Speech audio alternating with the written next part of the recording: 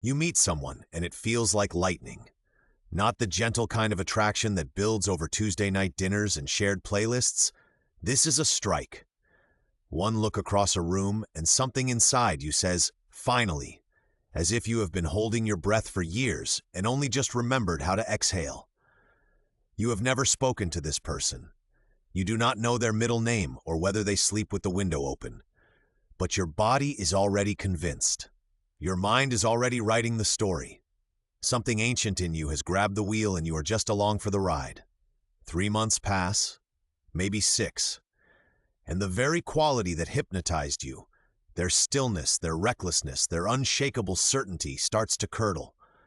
The calm you once found magnetic now looks like coldness.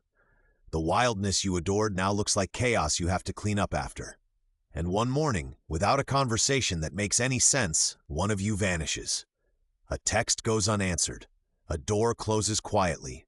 The whole thing collapses like a house that was never built on a foundation at all. There is a story, old enough that it shows up in operas and plays and the quiet confessions of anyone who has ever fallen too fast, about a woman who falls in love with a sailor she has never met. She carries an inner picture of him, not who he actually is, but the version her mind built of him. And that picture is so vivid, so electric, that when a real man finally appears, she mistakes him for the dream. She does not see a person. She sees a projection, her own unfinished business beamed onto his face so that he seems to glow with qualities that actually belong to her. And when the real man inevitably fails to match the image she has been worshiping, the bond does not just weaken. It disintegrates overnight, as if it were made of smoke. This is the pattern that wrecks people, and nobody talks about it honestly. When you feel struck by lightning in the presence of another human being, what you are experiencing is not just chemistry. It is a slideshow running behind your eyes, an archetype, a pattern so old it predates every culture, a groove cut into the human mind before any personal experience fills it in. And because that groove is yours, because those glowing qualities actually live inside you, the other person was never going to be able to carry them forever. So what happens when the projection cracks? What happens when the person you thought you finally found turns out to be a stranger wearing your own light? What happens is that you wake up, not all at once, more like a slow bleed of color draining from a photograph. The stranger wearing your light turns out to be just a person, standing there in their pajamas, confused by the weight you placed on their shoulders. And the love that felt like destiny starts to feel like a hallucination you cannot quite explain to your friends. But to understand why this keeps happening, why intelligent, self-aware people keep walking into the same electric trap, you have to look at something most of us spend our entire lives avoiding. The enormous blind spot operating beneath everything you think you know about yourself. The 9/10 of the iceberg hidden underwater. Here is what nobody tells you about personality. The version of yourself you recognize, the one who shows up at work, who knows what to order at a restaurant, who has opinions about politics and preferences about music, that person is not the whole of your inner life. That person is not even most of it. That person is a negotiation. Somewhere around age 5 or 6, you started making deals. You noticed which parts of you got smiles and which parts got silence. The loud parts, the tender parts, the strange parts, the parts that wanted to fight or to weep or to dance without reason. One by one you sorted them. The acceptable ones you kept in the front window. The rest you packed away. Not destroyed. Packed. Stuffed into a suitcase you dragged behind you without ever looking at it. Every trait you decided was too ugly, too wild, or too soft to carry in public. That suitcase is still there. It has always been there, and everything inside it is alive. What you kept in the front window became your curated self, the version of you that you hold up like a shield at dinner parties and job interviews. Not who you are, but who you have agreed to seem. The responsible one, the easygoing one, the one who never raises her voice, the one who always has a plan. That curated self is not a lie exactly.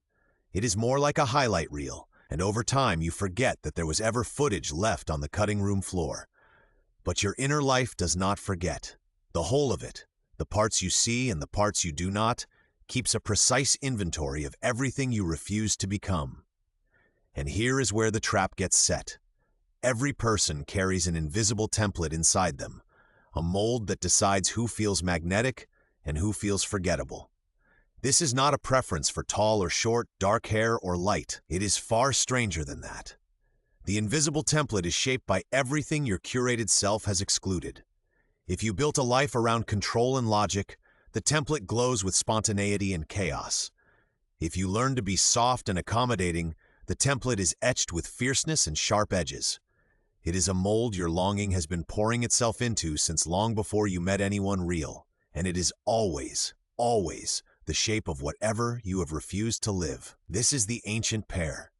It appears in every mythology ever recorded, the cosmic coupling of masculine and feminine that lives inside every single person, not outside in someone else's body. In the old stories, it shows up as divine lovers, twin gods, paired forces that create the world through their union. The reason those stories exist in every civilization, separated by oceans and centuries, is that the pattern is not cultural. It is structural. It is built into the architecture of how human beings become conscious. You cannot build an identity without casting a shadow, and you cannot cast a shadow without creating a hunger for everything the shadow contains. So when a man who has spent 30 years strangling his emotional life walks into a room and sees a woman whose feelings move through her like weather, visible, immediate, uncontrolled, he does not simply find her attractive. He feels struck. He feels recognized. Something in him says, "This is the one I have been waiting for," and the certainty is so total, so helpless, that it looks to everyone around him like complete madness. He has fallen in love not with a woman but with his own missing piece, projected onto her face so convincingly that she appears to glow with borrowed light. The same mechanism runs in reverse. A woman who has silenced her own decisiveness, her own authority, her own capacity to cut through ambiguity and act. When she meets a man who embodies exactly that quality, she does not admire him the way you admire a colleague.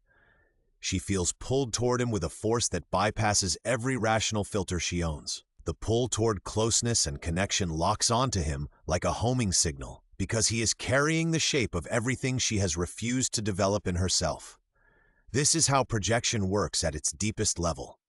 The enormous blind spot beneath your awareness takes a real, breathing human being and slots them into the shape of that invisible template. And once they are in the mold, you cannot see them anymore. You can only see the glow, your own undeveloped life, reflected back at you, wearing somebody else's face. The person underneath the projection is irrelevant. They could be kind or cruel, compatible or catastrophic. It does not matter, because you are not in a relationship with them. You are in a relationship with a piece of yourself you have never met. And the projection holds. It holds with frightening strength, right up until the moment the real person does something the template cannot absorb. They show weakness where your image demanded strength. They go silent where your image promised warmth. And in that single fracture, the glow begins to flicker. But what happens next is not just disappointment. It is something far more violent, because the curated self you spent decades constructing is about to collide with everything it was built to keep out. The collision does not look the way you expect. It is not a single dramatic argument or a betrayal you can point to and say that is where it ended. It starts with something small. A Tuesday evening where the person who seemed so passionately alive suddenly cannot decide where to eat, and the indecision is not charming anymore. It is maddening, because you realize the fire you fell in love with has no center. Or it starts when the person whose calm steadied you for months goes quiet during a fight, and the quiet is not composed. It is empty, a wall where a response should be, and you understand with a sickening lurch that you mistook absence for serenity. The projection does not peel away in one clean strip. It frays at the edges, thread by thread, until you are standing in front of someone you genuinely do not recognize. And what floods in is not grief. Grief is what you feel when you lose something real.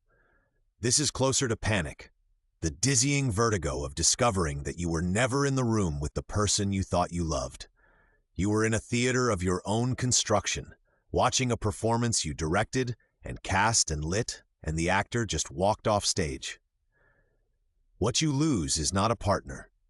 What you lose is the illusion that your missing half had been found, that someone out there was carrying the parts of you that you never developed, and that loving them was a shortcut around the slow, hard work of becoming who you actually are.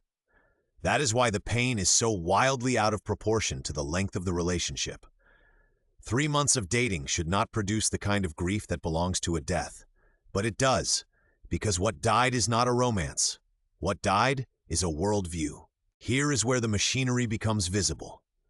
When a person fuses completely with their public mask, when the part of them that checks its reflection, manages its calendar, and runs the daily show becomes so identified with the role that they forget there is anyone underneath, something predictable happens. The hidden version of everything their conscious personality left out does not disappear. It runs their love life from backstage, like a director the actors have never met. The woman who is warmth and softness at every dinner party will find herself becoming rigid, cutting, almost cruel in the privacy of her kitchen, and she will not understand where the cruelty comes from because it does not match the story she tells about herself. The man who is all strategy and logic at the office will dissolve into moods at home that he cannot name, much less manage, flooding with feelings that seem to belong to someone else. These are not personality flaws. These are not signs that someone is broken. They are the unlived side breaking through the floor, because everything you refuse to become does not wait politely. It kicks down doors. And this is exactly why ghosting has become the signature move of modern heartbreak. Withdrawing, vanishing, is infinitely easier than confronting what the shattered projection actually reveals. That your inner world has been running the show. That the recycling plant of old relationships has been humming along beneath your awareness, loading every new person with expectations that belong to figures who are no longer in the room. Your mother's emotional unavailability gets pasted onto a lover's moment of distraction. Your father's disappointment gets read into a partner's offhand comment. Without knowing it, you are not starting fresh with anyone. You are staging revivals of old plays with new actors, and when the new actor flubs a line that was never theirs to begin with, you do not fire them. You simply leave the theater. You ghost because it is the fastest way to avoid the terrifying question: if the projection was mine, then what does that say about me? But here is where the story takes its strangest turn. Imagine a couple who each begins separately to develop those hidden opposite qualities. The man who strangled his emotional life for decades starts to feel. The woman who surrendered her authority for years starts to assert. On paper, this should be the happy ending. Two people growing toward wholeness, meeting in the middle. In practice, it is a war. Because what each of them has unearthed is not polished or graceful. It is raw. It is clumsy. It is the underdeveloped gear in their personality, the one they never trained because it embarrassed them. And it operates with the subtlety of a teenager borrowing their parents' car. His newly discovered emotionality is not sensitive. It is moody, reactive, swamped by feelings he has no vocabulary for. Her newly discovered authority is not confident. It is brittle, aggressive, swinging a sword she has not learned to hold. And the cruelest part is that each of them can see right through the other's attempt. She recognizes his clumsy emotionality because she has lived in that territory her entire life. She knows what real emotional fluency looks like. And this is not it. He recognizes her forced authority because command has been his native language for decades. He knows what genuine decisiveness feels like, and what she is doing is a rough sketch. So instead of compassion, there is contempt. Instead of patience, there is the particular fury of watching someone handle your instrument badly. The very growth that should have brought them closer becomes the battleground. Because wholeness is not a destination you arrive at looking polished. It is a process that makes you look foolish first. And most relationships cannot survive the period where both people are stumbling through abilities that belong to the other's strongest suit. What neither of them can see yet, what almost no one sees in the middle of it, is that the war is not really between them. It is between each person and the parts of themselves they are only now learning to carry. The partner is just the mirror that makes the clumsiness impossible to ignore. And what that mirror is asking, quietly, underneath all the fighting, is whether you are willing to be bad at something long enough to make it yours. Whether you can tolerate the humiliation of growing in the one direction you have spent your whole life avoiding. The answer almost always is no, at least not at first. Tolerating that humiliation requires something most people have never been taught: to treat the feelings that overwhelm them not as problems to solve, but as messages from a part of themselves they have never met. This is where everything stops being theory and starts being Tuesday morning. Picture a man sitting in his car in a parking lot after a fight with his wife. He is shaking, not from anger, from something underneath it he cannot name. His eyes are wet, and that fact enrages him because he was not raised to sit in parking lots and cry. Every instinct says, drive, go somewhere, do anything except stay here with this. The feeling flooding him is not weakness. It is the hidden version of everything his conscious personality left out. The emotional life he buried at 12 because someone told him it was soft. If he stays in that car for 10 more minutes, if he lets the feeling exist without explaining it away, he is doing the hardest work a person can do: taking back the projection, learning to carry for himself what he has been asking every woman in his life to carry for him. Now picture a woman preparing for a meeting she called. She has the data, the argument, but her voice, when she rehearses, comes out apologetic, as if she is asking permission to take up space in her own room. Her whole life, authority lived outside her, in her father, in the boyfriends whose certainty meant she never had to find her own. Every time she felt that spellbound paralysis around a decisive man, that inability to look away, she was seeing her own unlived capacity for command wearing someone else's face. Now that she is developing it herself, it feels like fraud. Something ancient inside her has grabbed the steering wheel. She is being lived by a force bigger than her everyday personality, and that force is clumsy because it is new, not because it is fake. These are the practical signs that projection is running your life. You feel helpless around someone, not moved but unable to function. You idealize them without evidence, or demonize them with a certainty that has no story behind it. The relationship feels fated, and that electric sense of destiny is not a sign you found your missing half. It is a sign that the image you carry of someone, not who they are, but the version your mind built of them, has locked onto a living person, and the person has vanished behind the glow. The alternative is not to kill the attraction. The magnetism is a signal, not a mistake. When you feel struck by something in another person, the signal is telling you to look at your own hands. That quality, the warmth, the authority, the wildness, lives inside you, undeveloped and waiting. The work is not to find someone who completes you. The work is the marriage of your warring halves, a union that happens not between two people but inside one person who has finally agreed to hold both sides at once. The man who develops his own capacity for feeling stops needing a woman to feel for him. The woman who develops her own authority stops needing a man to decide for her. There is an old image for what that looks like: a figure with 4 eyes, not a monster. A person who sees not just the world their everyday mind curates, but the world underneath it. The deeper blueprint behind the scenes. Not the everyday self that picks out clothes and worries about rent, but the invisible architect nudging you toward wholeness since before you knew there was a journey. Does not ask you to be perfect.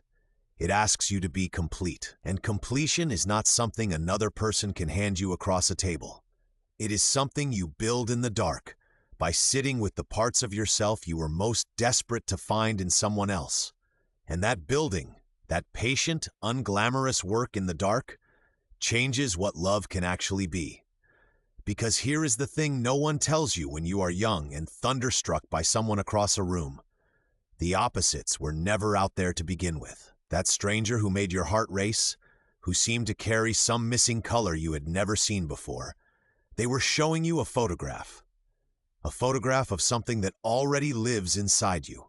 The breathlessness, the obsession, the sense that this person holds the key to your life, all of it was your own hidden material, projected outward like a film onto the nearest willing screen.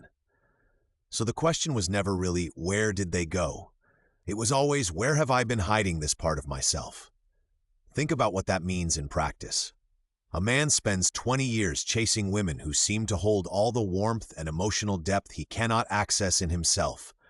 He marries one, he idolizes her, and when she turns out to be a real person, distracted, sometimes cold, capable of pettiness, he is devastated. Not because she failed him, but because the inner picture he built of her was never about her at all. It was about the feeling life he refused to develop on his own. The qualities he kept attributing to her were qualities he could and should have been growing inside himself. Every fight they had was underneath, a fight with his own incompleteness. And no amount of love from the outside was going to finish that work for him. This is not a reason to stop loving people. It is the opposite. It is the only reason love ever gets to be real. Because when you stop asking another person to carry the parts of yourself you have not yet met, you can finally see them. Not the version your mind built, but the actual human being standing in front of you. Flawed, separate, whole in their own right. And the space between you becomes something honest instead of something desperate. The tension never fully resolves. That is the part worth sitting with. There will always be a pull toward completion from the outside, a voice that says someone else can finish the sentence you cannot finish alone. And there will always be the quieter, harder invitation to turn inward, to meet the stranger who has been living in your own house all along. The slow, hard work of becoming who you actually are does not end the longing. It changes what the longing is for. And maybe that is the real question left open at the end of all this. Not whether you will find the person who completes you, but whether you are willing to become the person who no longer needs completing in order to love.